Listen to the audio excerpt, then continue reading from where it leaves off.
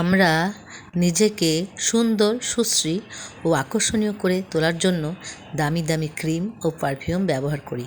আসসালামু আলাইকুম এভরিওয়ান, সবাইকে নতুন একটা ভিডিওতে আমন্ত্রণ জানাচ্ছি। আপনার সৌন্দর্য নির্ভর করে আপনার খাবারের উপর।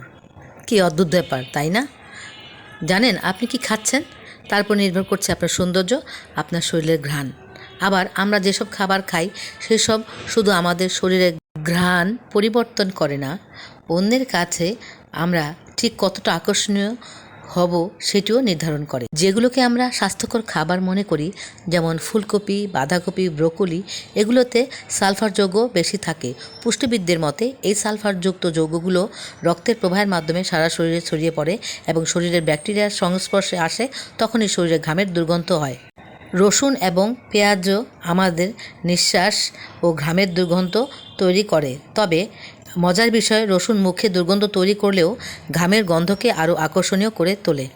আবার যারা ক্যারোটিন অয়েল জাতীয় খাবার খায়, যেমন গাজর, টমেটো, মিষ্টি কুমড়া, পাকা পেঁপে, তাদের ত্বকের প্রতি মানুষের আকর্ষণ বেশি থাকে।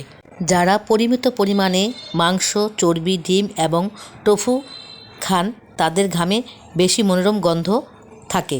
মাছ এবং মটরশুঁটি জাতীয় খাবার শরীরে দুর্গন্ধ সৃষ্টি করে। যারা বেশি মাংস খেতে পছন্দ করেন, তাদের তুলনায় যারা কম মাংস খান, তাদের মুখের গন্ধ কম হয়।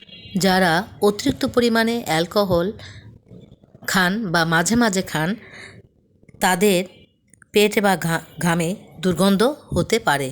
অ্যালকোহল আপনার শরীরকে পানিশূন্য করে এবং লালা ও শ্লেষ্মা উৎপাদন কমিয়ে দেয়, যেটি মুখে ব্যাকটেরিয়া বৃদ্ধি করে, যা মুখে দুর্গন্ধের কারণ হয়।